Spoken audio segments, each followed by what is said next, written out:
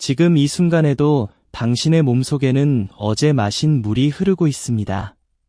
그 물이 깨끗하다는 사실을 당신은 의심조차 하지 않습니다. 하지만 불과 100여 년 전만 해도 물 한 모금이 곧 죽음의 복권이었던 시대가 있었습니다. 한 모금 마실 때마다 살아남을 확률에 자신의 목숨을 걸어야 했던 사람들이 있었습니다. 오늘 이야기의 무대는 동방의 어느 거대한 왕도입니다. 산으로 둘러싸인 분지 안에 30만 명이 빽빽하게 모여 살았던 그 도시입니다. 그 도시의 이름은 옛 기록에서 성도라 불렸고 왕이 거처하는 곳이었습니다. 화려한 궁궐의 기와지붕 아래에서 벌어진 일은 어떤 전쟁보다 참혹했습니다. 적군의 칼날이 아니라 자기 집 앞 골목에 쌓인 오물이 사람을 죽였습니다. 오물에서 길어올린 물 한 바가지가 온 가족의 목숨을 앗아갔습니다. 열흘 만에 1000명이 쓰러지는 괴질이 그 더러운 물에서 시작되었습니다. 이것은 교과서가 절대 가르쳐주지 않는 이야기입니다. 시험에 나오지 않는 역사입니다. 하지만 이 이야기를 모르면 우리가 지금 누리는 일상이 얼마나 기적적인 것인지 결코 이해할 수 없습니다.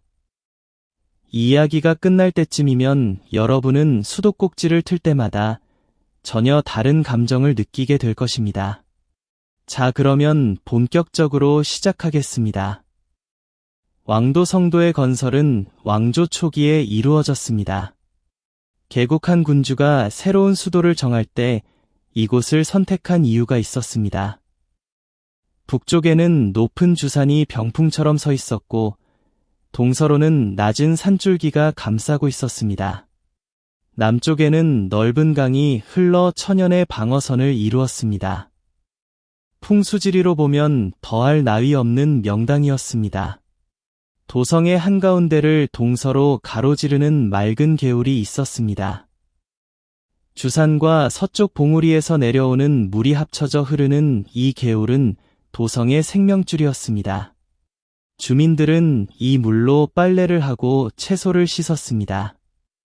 여름이면 아이들이 물장난을 치는 놀이터이기도 했습니다.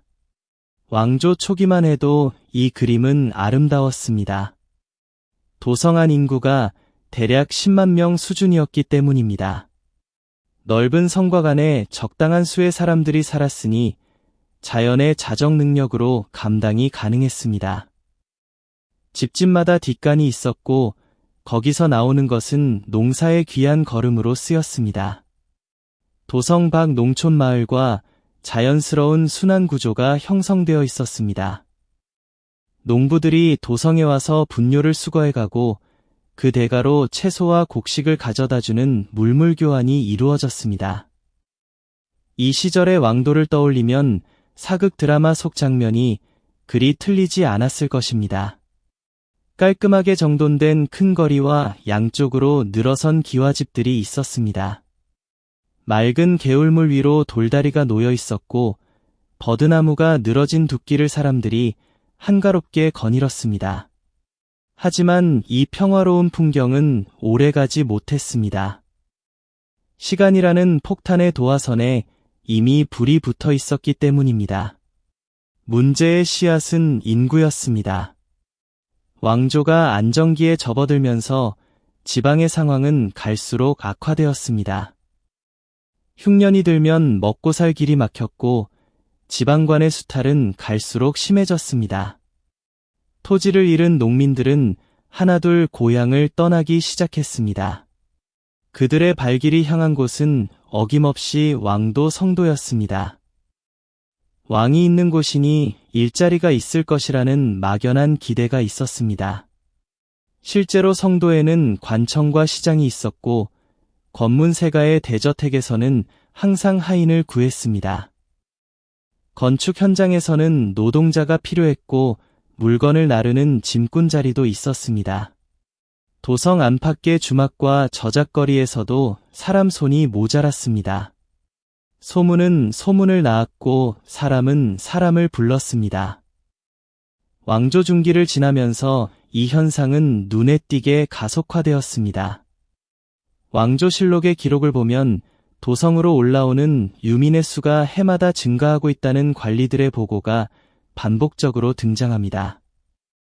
어느 해에는 한꺼번에 수천 명이 몰려와 성문 밖에 움막을 짓고 살았다는 기록도 있습니다. 왕조 후기에 이르면 성도의 인구는 30만 명에 달했습니다. 초기에 3배로 불어난 것입니다. 문제는 인구만 3배로 늘었지 도시의 크기는 그대로였다는 점입니다. 성곽의 둘레는 변함이 없었고 거리의 폭도 넓어지지 않았습니다. 새로 들어온 사람들은 기존 집 사이사이의 빈틈에 판잣집을 올렸습니다. 한 채짜리 집터에 두세 가구가 비집고 들어갔습니다. 골목은 점점 좁아졌고 햇빛도 들지 않는 어두운 뒷골목이 미로처럼 생겨났습니다. 그리고 이 좁은 공간에서 30만 명이 매일 쏟아내는 것이 있었습니다. 바로 배설물입니다. 한 사람이 하루에 배출하는 분뇨의 양은 대략 1kg 정도입니다. 30만 명이면 하루에 300톤입니다. 1년이면 10만 톤이 넘는 어마어마한 양이었습니다. 이것을 처리할 하수도는 단 한 줄도 없었습니다. 정수시설도 없었고 오수를 걸러내는 장치도 없었습니다. 그냥 아무것도 없었습니다. 300톤의 분뇨가 매일 생겨나는데 이것을 보낼 곳이 없는 상황을 상상해 보십시오.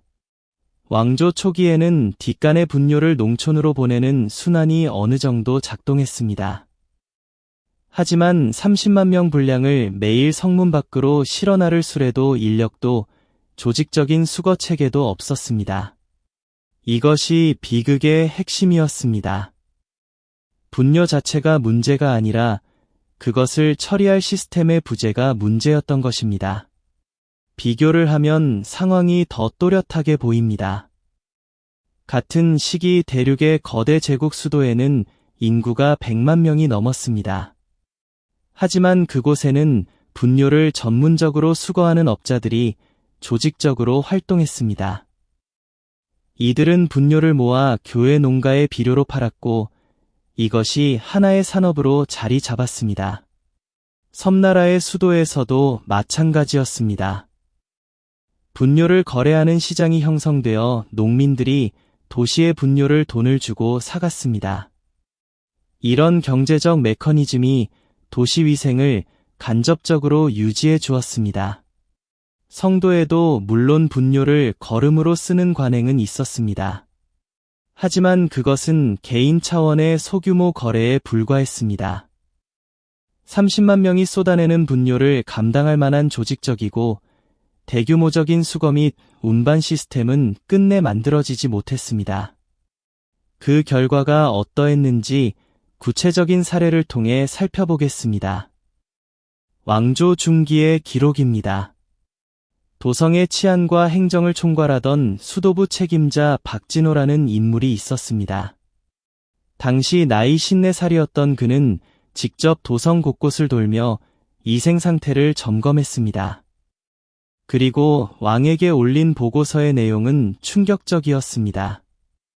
골목마다 인분과 쓰레기가 산처럼 쌓여 있고 비가 오면 이것이 개울로 흘러들어 물이 썩고 악취가 진동합니다.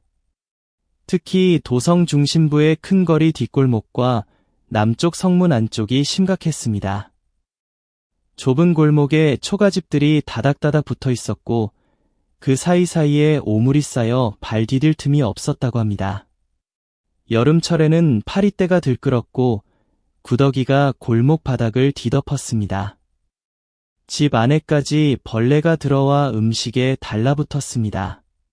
아이들은 맨발로 이 골목을 뛰어다녔고 넘어지기라도 하면 온몸에 오물이 묻었습니다. 박진호는 이 문제를 해결하지 않으면 반드시 역병이 돌 것이라고 경고했습니다. 하지만 근본적인 해결책은 쉽게 나오지 않았습니다. 오물을 치우라는 명령을 내려도 치울 곳이 마땅하지 않았기 때문입니다. 성문 밖에 버리자니 운반할 수레와 인력이 부족했습니다. 땅에 묻자니 도성 안에 빈 땅이 없었습니다. 개울에 흘려보내자니 이미 개울 자체가 오물로 가득했습니다. 어디로든 보내야 하는데 어디에도 보낼 수 없는 답 없는 상황이었습니다. 그래서 사람들은 가장 쉬운 방법을 택했습니다. 그냥 집 앞에 내다 버리거나 가장 가까운 개울에 쏟아부은 것입니다. 밤중에 몰래 버리는 사람도 많았습니다. 관청에서 단속을 하면 잠깐 줄어들다가 단속이 풀리면 다시 원래대로 돌아갔습니다. 이것은 백성들의 도덕성 문제가 아니었습니다. 구조적으로 다른 선택지가 없었던 것입니다. 이 상황에서 30만 명의 오물이 최종적으로 모이는 곳이 있었습니다. 도성 한가운데를 흐르는 개울이었습니다. 이 개울은 사실상 왕도의 유일한 하수 처리 시설이나 다름없었습니다. 개국 당시 이 개울은 북쪽 주산과 서쪽 봉우리에서 내려오는 맑은 물이 흐르는 아름다운 하천이었습니다. 빨래터로도 쓰였고 아이들의 놀이터이기도 했습니다. 양반들은 개울가에 정자를 짓고 실을 읊었습니다. 하지만 수백 년이 흐르면서 이 맑은 개울은 거대한 하수구로 변해버렸습니다. 왕조실록의 기록을 보면 개울의 바닥에 오물과 토사가 수척 높이로 쌓여 물이 제대로 흐르지 못한다는 내용이 나옵니다. 백성들이 인분과 생활 쓰레기를 개울에 버렸습니다. 죽은 가축의 사체도 개울에 던져졌습니다. 개와 고양이의 시체는 물론이고 소나 돼지 같은 큰 짐승의 사체까지 개울에 방치되었습니다. 여름이면 이 사체들이 부패하면서 상상을 초월하는 악취를 뿜어냈습니다. 도성 안의 모든 빗물과 생활 오수도 이 개울로 흘러들었습니다. 집에서 설거지한 물도 빨래한 물도 전부 골목의 작은 도랑을 따라 개울로 모였습니다. 비가 조금만 세게 내려도 개울이 넘쳤습니다. 오물이 섞인 물이 범람하여 주변 민가로 밀려 들어갔습니다. 말 그대로 분뇨가 섞인 물이 집 안으로 들이닥치는 상황이었습니다. 바닥에 깔아둔 집자리가 오물에 젖었고 아궁이에까지 더러운 물이 차올랐습니다. 장독대가 잠기면 된장과 간장도 버려야 했습니다. 한 해 양식을 담가둔 항아리가 오염되는 것은 그 자체로 재난이었습니다. 여름 장마철이면 이런 일이 반복되었고 백성들은 속수무책으로 당할 수밖에 없었습니다. 비가 그치고 물이 빠져도 진흙과 오물이 뒤섞인 잔해가 골목에 남았습니다. 이것을 치우는 데만 며칠이 걸렸고 악취는 한 달 넘게 가시지 않았습니다. 여름철 도성의 냄새가 어느 정도였는지 기록이 남아 있습니다. 한 관리는 여름에 도성을 지나려면 코를 막지 않고는 한 걸음도 걸을 수 없다고 썼습니다. 또 다른 기록에는 역관들이 외국 사신을 안내할 때 큰 거리만 골라 다녔는데 뒷골목으로 빠지면 사신들이 구역질을 했기 때문이라는 내용도 있습니다. 도성을 찾는 외국 사절단의 눈에 비친 왕도의 모습은 화려한 궁궐과 썩어가는 골목의 극단적인 대비였을 것입니다. 이 문제를 해결하겠다고 나선 왕이 있었습니다. 왕조 중기의 강력한 군주였던 그는 위생 문제를 국가적 과제로 인식했습니다. 왕은 대대적인 개울 정비 사업을 명령했습니다. 이 사업은 개울 바닥에 쌓인 오물과 토사를 파내어 물길을 깊게 만드는 대규모 토목 공사였습니다. 이 사업에 동원된 인원이 놀랍습니다. 무려 20만 명이었습니다. 도성 인구의 3분의 2에 해당하는 엄청난 숫자였습니다.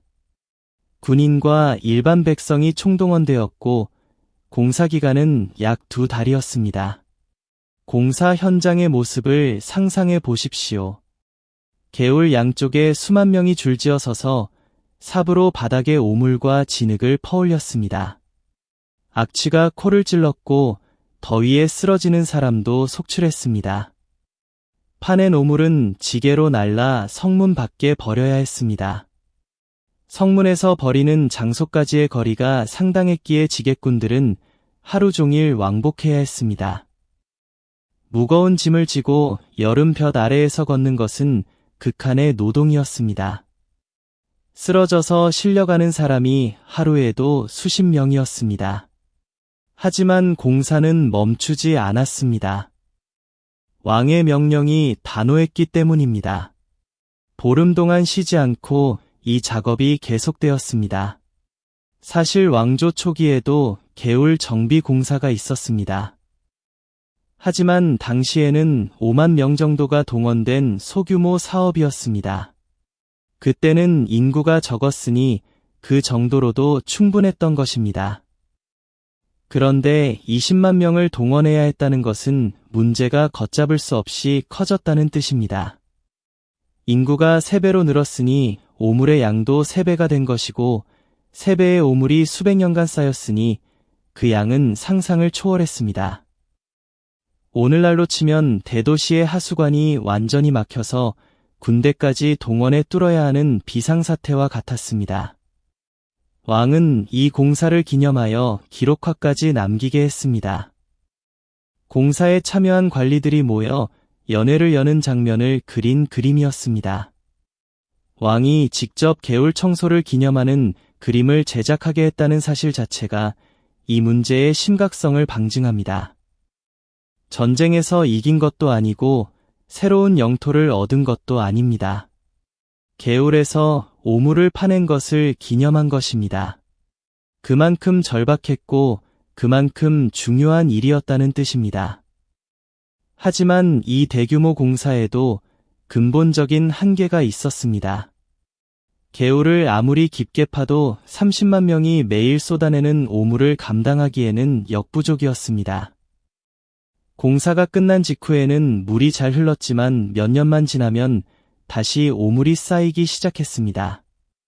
근본 원인인 하수 처리 시스템의 부재를 해결하지 못한 채 증상만 치료한 것이었기 때문입니다.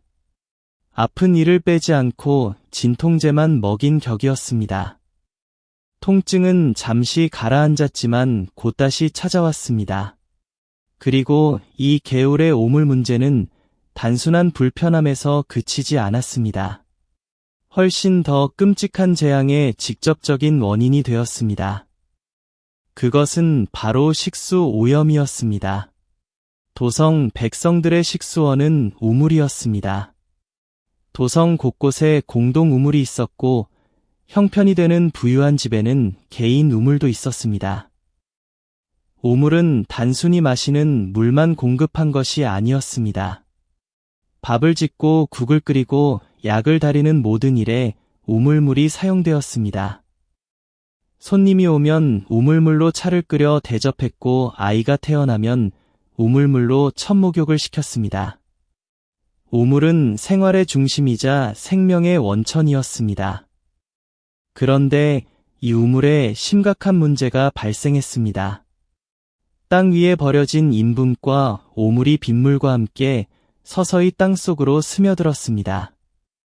이것이 지하 수맥을 따라 이동하면서 결국 우물물을 오염시킨 것입니다. 오염은 눈에 보이지 않게 천천히 진행되었습니다. 처음에는 아무도 눈치채지 못했습니다. 하지만 어느 시점부터 우물물의 색이 변하기 시작했습니다. 맑았던 물이 누렇게 탁해졌습니다. 냄새도 나기 시작했습니다. 미세하게 비린내 같은 것이 섞여 있었고 시간이 지날수록 그 정도가 심해졌습니다. 봄과 여름이 되면 오염이 더 악화되었는데 기온이 올라가면서 땅속의 유기물이 더 빨리 분해되었기 때문입니다. 실학에 정통했던 학자 서유진이라는 인물이 남긴 기록이 있습니다. 그는 왕조 후기를 살았던 사람으로 도성의 우물 상태를 직접 관찰하고 기록했습니다. 그의 저서에 도성 안 우물의 물에서 악취가 나고 색이 누렇게 변했다는 내용이 나옵니다. 봄여름이 되면 그 정도가 더 심해진다고 구체적으로 적었습니다. 이 학자는 한 걸음 더 나아가 원인까지 추론했습니다. 도성 안에 사람이 너무 많이 모여 살면서 땅이 오염되었기 때문이라는 것이었습니다. 당시 세균이나 병원체의 개념이 없던 시대에 이런 통찰을 보여주었다는 것은 놀라운 일입니다. 하지만 이 학자의 경고는 제도적인 변화로 이어지지 못했습니다. 학문적 관찰에 머물렀을 뿐 실제 정책으로 구현되지 않은 것이 안타까운 현실이었습니다. 특히 도성 안쪽 인구가 밀집된 중심 상업지역과 남쪽 성문 근처의 우물이 가장 심하게 오염되었습니다. 이 지역은 사람이 가장 많이 모이고 상업활동이 가장 활발한 곳이었기 때문입니다. 시장 주변에는 음식을 파는 가게가 즐비했고 도살장에서 나오는 피와 내장도 그대로 땅에 스며들었습니다. 반면 도성 바깥이나 북쪽 주산기슭의 우물은 상대적으로 깨끗했습니다. 산에서 내려오는 지하수가 오염원과 거리가 멀었기 때문입니다. 이런 차이는 도성 안에 새로운 직업을 탄생시켰습니다. 바로 물장수였습니다. 물장수는 도성 밖이나 강가의 맑은 물을 길어다가 집집마다 배달하는 사람들이었습니다. 왕조 후기 성도에서 활동하던 물장수는 수백 명에 달했습니다. 이들의 하루는 새벽부터 시작되었습니다. 동이 트기 전에 일어나 강변이나 산기슭의 깨끗한 샘으로 향했습니다. 편도만 해도 상당한 거리였기에 새벽 어둠 속을 걸어야 했습니다. 도착하면 2개의 물통에 물을 가득 채웠습니다. 한 번에 나를 수 있는 물의 양은 대략 30리터였고 무게로 치면 30kg이 넘었습니다. 이것을 지게에 지고 다시 도성까지 걸어왔습니다. 평탄한 길도 아니었습니다. 산길을 넘고 비탈을 오르내려야 했습니다. 여름에는 하루에 4-5번을 왕복했는데 한 번 왕복하는데 2-3시간이 걸렸으니 하루 종일 쉴 틈이 없었습니다. 겨울에는 길이 얼어붙어 넘어지기 일쑤였고 물통에 물이 출렁여 옷이 젖으면 그대로 얼어붙었습니다. 혹한 속에 젖은 옷으로 무거운 짐을 지고 걷는 고됨을 상상해 보십시오. 하지만 물장수의 경제적 지위는 의외로 나쁘지 않았습니다. 깨끗한 물에 대한 수요가 워낙 높았기 때문입니다. 오염된 우물물의 위험성을 아는 사람들은 기꺼이 대가를 지불하고 물장수에게서 물을 샀습니다. 단골 거래처를 확보한 물장수는 안정적인 수입을 올렸습니다. 부유한 양반집에서는 매일 정해진 양의 물을 배달받았고 그 대가로 쌀이나 돈을 지불했습니다. 명절이나 잔칫날에는 물 소비가 늘어나 추가 수입도 생겼습니다. 오늘날의 전기 배송 서비스와 놀랍도록 비슷한 구조였습니다. 다만 오늘날은 편의를 위해 생수를 주문하지만 당시에는 말 그대로 생존을 위한 것이었습니다. 깨끗한 물 한 통이 곧 가족의 생명이었던 시절이었습니다. 물장수를 이용할 수 없는 가난한 백성들은 어떻게 했을까요? 선택지가 없었습니다. 오염된 우물물을 그대로 마셨습니다.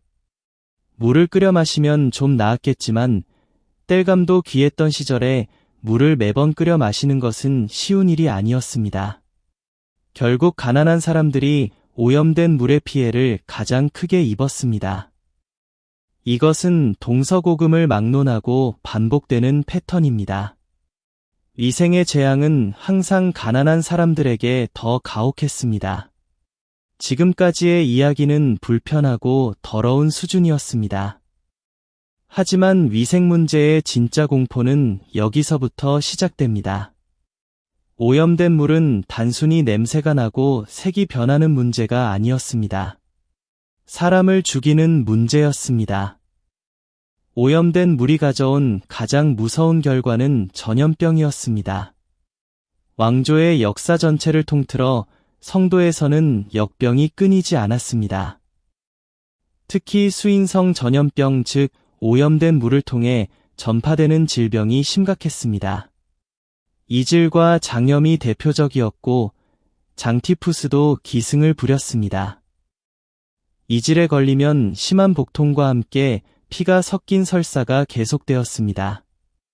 하루에도 수십 번 화장실을 찾아야 했는데 당시에는 화장실이라 해봐야 뒷간이 전부였습니다. 병자가 쏟아내는 오염된 배설물이 다시 땅에 스며들고 우물로 흘러가 또 다른 사람을 감염시켰습니다. 장티푸스는 더 무서웠습니다.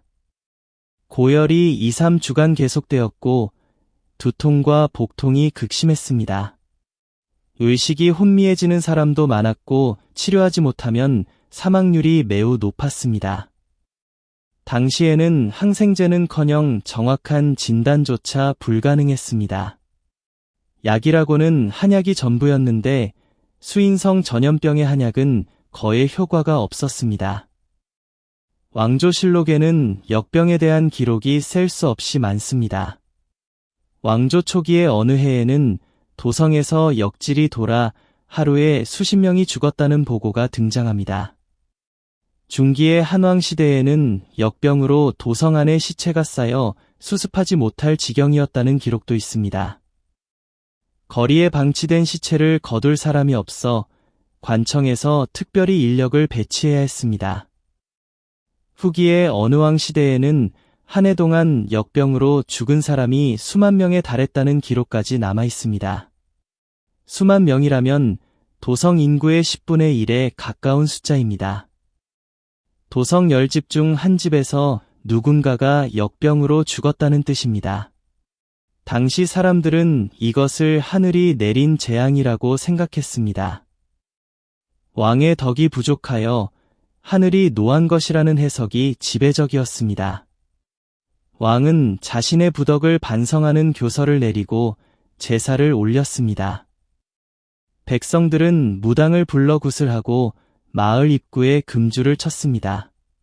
부적을 태운 재를 물에 타서 마시기도 했습니다. 역병이 귀신의 소행이라고 믿었기 때문입니다. 하지만 진짜 원인은 눈에 보이지 않는 아주 작은 것에 있었습니다. 오염된 물 속에 살고 있는 병원균이었습니다. 물론 당시에는 그런 존재를 알 방법이 없었습니다. 현미경도 세균학도 없던 시대였으니까요. 그래서 역병이 돌 때마다 같은 패턴이 반복되었습니다. 원인을 모르니 예방할 수 없었고 예방할 수 없으니 수만 명이 죽어야 역병이 잦아들었습니다. 역병이 물러가면 사람들은 하늘에 감사했고 몇 년 뒤 같은 일이 반복되면 또다시 하늘을 원망했습니다. 이 안타까운 순환이 수백 년간 계속된 것입니다. 그런데 진짜 공포는 아직 오지 않았습니다. 19세기에 들어서면서 완전히 새로운 차원의 전염병이 도성을 강타했습니다. 사람들은 이 낯선 병을 괴질이라고 불렀습니다. 증상이 너무나 급격하고 무서웠기에 사람들은 이름조차 붙이지 못하고 그저 기괴한 병이라고만 했습니다. 이 병에 걸리면 갑자기 극심한 구토와 물같은 설사가 시작되었습니다. 체내의 수분이 급격하게 빠져나가면서 눈이 움푹 들어가고 피부가 쪼그라들었습니다. 손과 발이 차가워지고 맥박이 약해졌습니다. 아침에 멀쩡하던 사람이 저녁이면 시체가 되는 일이 비일비재했습니다. 이 병의 정체는 콜레라였습니다. 왕조 말기인 어느 해에 이 땅에 처음 상륙한 콜레라는 도성을 순식간에 초토화시켰습니다. 한 학자가 남긴 기록에 당시의 참상이 생생하게 묘사되어 있습니다. 괴질이 돌자 하루에 수백 명이 쓰러졌다는 것입니다. 거리마다 신음소리가 끊이지 않았고 시신을 거둘 관도 부족했습니다. 장례를 치를 여력이 없는 가난한 집에서는 시신을 거적대기로 싸서 성 밖에 내다 버렸습니다. 사람들은 공포에 질려 도성 밖으로 도망쳤습니다. 하지만 도망친들 소용이 없었습니다. 도성 밖의 물도 이미 오염된 곳이 많았기 때문입니다. 콜레라가 도성에서 특히 맹위를 떨친 이유는 분명했습니다. 최악의 위생 환경이 콜레라균의 번식과 전파에 완벽한 조건을 제공했기 때문입니다. 콜레라균은 오염된 물을 통해 전파됩니다. 도성에는 하수시설이 없었고 우물물은 오염되어 있었으며 개울에는 오물이 넘쳐나고 있었습니다. 이보다 더 나쁜 조건은 상상하기 어려웠습니다. 환자의 배설물이 개울로 흘러들었습니다. 개울물이 땅으로 스며들어 우물을 오염시켰습니다. 그 우물물을 다른 사람이 마셨습니다. 새로운 환자가 발생했고 그 환자의 배설물이 다시 개울로 흘러들었습니다. 이 악순환의 고리를 끊을 방법이 없었습니다. 콜레라는 그 뒤로도 여러 차례 도성을 강타했습니다. 한 번 올 때마다 수천에서 수만 명이 목숨을 잃었습니다. 가장 피해가 컸던 해에는 도성 인구의 상당 부분이 사망했을 것으로 추정됩니다. 정확한 통계는 남아있지 않지만 당시 기록들을 종합하면 그 참상의 규모를 짐작할 수 있습니다. 같은 시기 서양에서도 콜레라는 공포의 대상이었습니다. 서양의 한 거대한 항구 도시에서도 콜레라가 맹위를 떨쳤는데 인구가 200만 명이 넘었고 도시를 관통하는 큰 강이 거대한 하수구 역할을 하고 있었습니다. 그곳에서도 수만 명이 죽었습니다. 하지만 결정적인 차이가 있었습니다. 그 서양 도시에서는 한 의사가 콜레라의 원인이 오염된 물이라는 사실을 밝혀냈습니다. 그는 특정 우물 주변에서 환자가 집중적으로 발생한다는 것을 지도 위에 표시하는 방법으로 이 사실을 증명했습니다. 이 발견은 근대 역학의 시작이었고 이후 대규모 하수도 건설로 이어졌습니다. 하지만 이 과학적 발견은 바다를 건너 이 왕국까지 전해지지 못했습니다. 당시 이 나라의 조정이 내놓은 대응은 지금 보면 답답하기 이를 데 없습니다. 원인을 알 수 없었기에 하늘에 제사를 지내고 부적을 붙이는 것이 최선이었습니다. 왕은 민심을 달래기 위해 세금을 감면하고 구호 양곡을 풀었지만 그것은 미봉책에 불과했습니다. 백성들은 굿을 하고 마을 입구에 금줄을 쳤습니다. 역병 귀신을 쫓는다며 소뚜껑을 두드리고 큰 소리를 질렀습니다. 어떤 마을에서는 역병에 걸린 사람의 집에 불을 지르기도 했습니다. 공포가 이성을 마비시킨 것입니다. 손만 깨끗이 씻고 물을 끓여 마셔도 상당 부분 예방할 수 있는 질병이었습니다. 하지만 깨끗한 물 자체가 귀했던 시절에 그것은 불가능한 주문이었습니다. 씻을 물도 부족한데 어떻게 손을 씻겠습니까? 연료도 부족한데 어떻게 물을 끓여 마시겠습니까? 수만 명이 예방 가능한 질병에 목숨을 잃었다는 사실은 가슴이 아픈 일이 아닐 수 없습니다. 여기서 한 가지 중요한 질문을 던져야 합니다. 이 문제는 과연 이 왕국만의 문제였을까요? 답은 분명합니다. 아닙니다. 인구가 밀집된 대도시라면 동서양을 막론하고 어디서든 벌어진 일이었습니다. 이것은 특정 문명의 미개함이 아니라 근대 이전 모든 문명이 공유한 한계였습니다. 중요한 것은 각 문명이 이 보편적 문제에 어떻게 대응했느냐입니다. 서양의 사례를 더 살펴보면 이 왕국의 상황이 결코 유별난 것이 아니었음을 알 수 있습니다. 18세기 서양의 한 화려한 수도를 보겠습니다. 그 도시는 웅장한 궁전과 찬란한 문화로 유명했습니다. 하지만 그 이면은 참담했습니다. 시민들은 창문 밖으로 요강의 내용물을 그냥 쏟아버렸습니다. 아래를 조심하라는 뜻의 외침이 그 도시의 일상적인 소리였습니다. 길을 걷다가 머리 위에서 오물 세례를 받는 일이 다반사였습니다. 그래서 시민들이 넓은 챙이 달린 모자를 쓰고 다녔다는 이야기가 전해집니다. 패션이 아니라 생존의 지혜였던 셈입니다. 그 나라의 군주가 자랑하던 거대한 궁전에도 수세식 화장실은 없었습니다. 궁전의 정원 구석이나 복도 끝이 화장실 대용이었다는 기록이 남아 있습니다. 수천 명의 귀족과 하인이 살던 거대한 궁전에 제대로 된 화장실이 없었다니 지금으로서는 상상하기 어렵습니다. 궁전의 화려한 정원 곳곳에 인분이 방치되어 있었다는 것은 당시 위생관념의 수준을 단적으로 보여줍니다. 또 다른 서양 강대국의 수도에서는 더 극적인 사건이 벌어졌습니다. 그 도시를 관통하는 큰 강에서 올라오는 악취가 너무 심해서 국회의원들이 회의를 할 수 없을 지경이었습니다.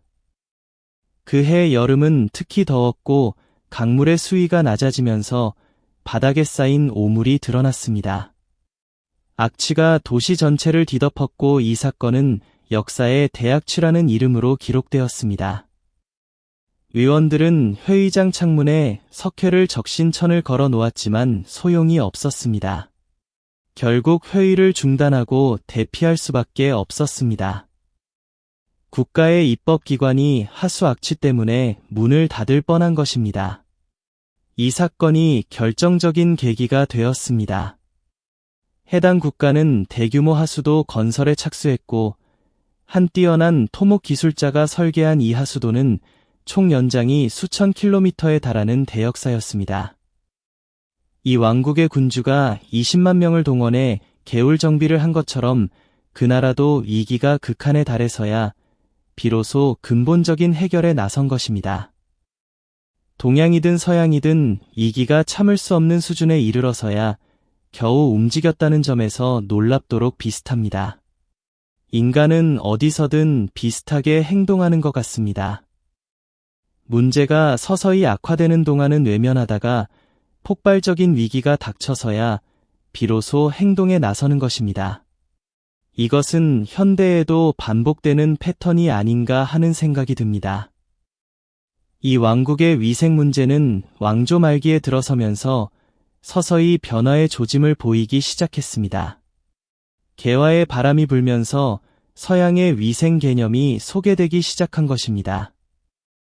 왕조 말기의 실록을 보면 도성의 위생 관련 규정이 처음 만들어진 기록이 등장합니다. 거리에 오물을 버리는 행위를 공식적으로 금지하는 법령이 제정되었고 오물 관리에 대한 규칙도 생겼습니다. 하지만 이때는 이미 왕조의 국력이 크게 쇠퇴한 뒤였습니다. 법은 만들어졌지만 이를 시행할 행정력과 재정이 부족했습니다. 종이 위의 규정과 현실 사이에는 여전히 큰 괴리가 있었습니다. 본격적인 상하수도 시설은 근대 이후에야 건설되기 시작했습니다. 도성에 최초의 정수장이 세워진 것이 20세기 초였습니다. 수백 년 동안 해결하지 못했던 문제가 근대적 기술과 함께 비로소 풀리기 시작한 것입니다. 이 변화는 하루아침에 이루어진 것이 아니었습니다. 수십 년에 걸친 점진적인 과정이었습니다. 처음에는 도성의 일부 지역에만 상수도가 설치되었고 나머지 지역은 여전히 우물에 의존했습니다. 상수도가 연결된 집과 그렇지 못한 집의 차이는 곧 생존율의 차이로 나타났습니다. 깨끗한 수돗물을 마시는 사람들은 수인성 전염병에 훨씬 덜 걸렸습니다.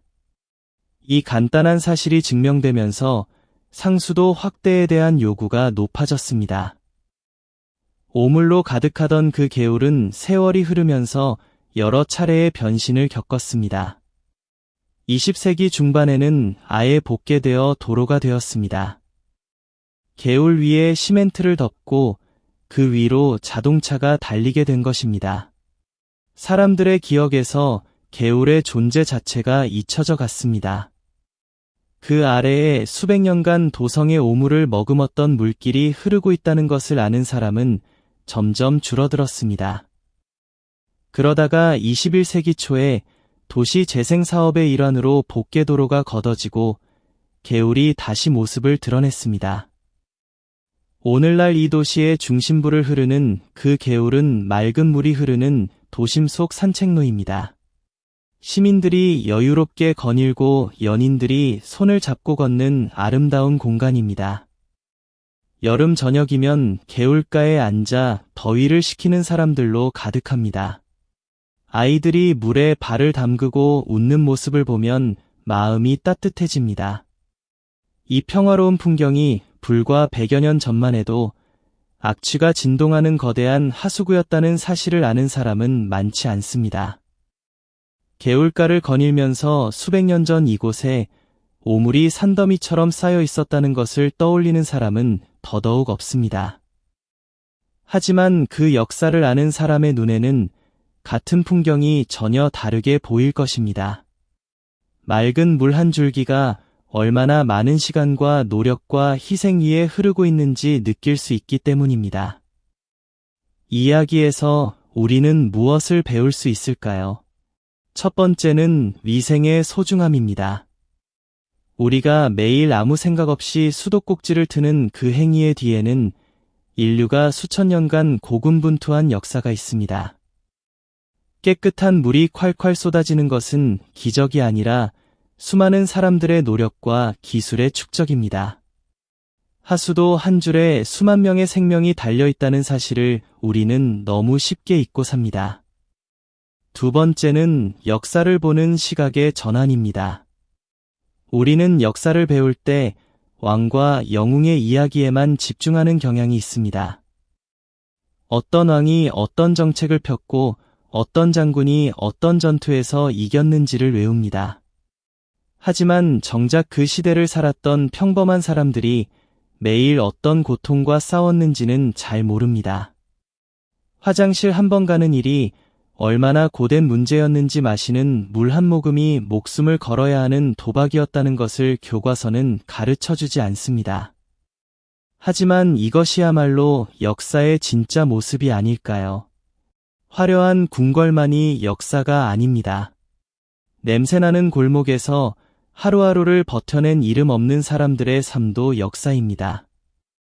뒷간에서 나온 분뇨를 어떻게 처리할 것인가라는 지극히 일상적이고 세속적인 문제가 사실은 수만 명의 생사를 결정했습니다. 이런 관점에서 역사를 바라보면 지금 우리가 누리는 일상의 소중함이 새롭게 다가옵니다. 세 번째는 문명의 보편성입니다. 이 왕궁만 더러웠던 것이 아닙니다. 서양의 화려한 궁전에도 수세식 화장실이 없었고 선진국이라 자부하던 나라의 수도에서도 하수 악취로 의회가 마비되었습니다. 어느 문명이 더 낫고 못하다를 가리는 것이 아니라 인류 보편의 도전이었다는 것을 인식해야 합니다. 인구가 모이면 오물이 모이고 오물이 모이면 물이 오염되고 물이 오염되면 역병이 돕니다. 이것은 동서양을 가리지 않는 보편적 법칙이었습니다. 차이가 있다면 이 문제를 언제 어떤 방식으로 해결했느냐의 시간적 차이뿐이었습니다. 그리고 그 시간적 차이를 만든 것은 과학기술의 발전 속도였지 문명의 우열이 아니었습니다. 마지막으로 이야기가 현대에 주는 교훈이 있습니다. 우리가 당연하게 여기는 것들이 사실은 가장 소중한 것들이라는 점입니다. 깨끗한 물이 나오는 수도꼭지를 당연하게 여기고 버튼 하나로 오물이 사라지는 수세식 화장실을 당연하게 여기고 전염병 걱정 없이 잠들 수 있는 밤을 당연하게 여깁니다. 하지만 이 모든 것은 불과 100여 년 전만 해도 존재하지 않았던 것들입니다. 지금 이 순간에도 지구 위에 많은 사람들이 깨끗한 물을 구하지 못해 고통받고 있습니다. 하수 시설이 없는 지역에서 수인성 전염병으로 목숨을 잃는 사람들이 있습니다. 수백 년 전 이 왕도에서 벌어졌던 일이 지구 반대편 어딘가에서는 지금도 현재 진행형입니다. 오늘 여러분이 화장실에 가서 물을 내릴 때 수도꼭지를 틀어 물을 마실 때 그 30초짜리 행동 뒤에 수천 년의 역사가 있다는 것을 한 번쯤 떠올려 보시기 바랍니다. 30만 명이 오물 속에서 신음하던 시절을 생각하면 지금 우리 앞에 깨끗한 물 한 잔이 전혀 다르게 보일 것입니다. 그 무게를 기억하는 것이 역사를 배우는 진짜 이유가 아닐까 합니다. 역사는 시험을 위한 것이 아닙니다. 오늘을 더 깊이 이해하기 위한 것입니다. 우리가 서 있는 이 자리가 어디서 왔는지를 아는 것입니다. 당연하다고 생각했던 것들의 뒤에 숨겨진 이야기를 발견하는 것입니다. 그리고 그 발견이 오늘 하루를 조금이라도 다르게 만든다면 그것만으로도 역사를 들여다본 보람이 있지 않겠습니까? 오늘 이야기는 여기까지입니다. 관심을 가져주셔서 감사합니다.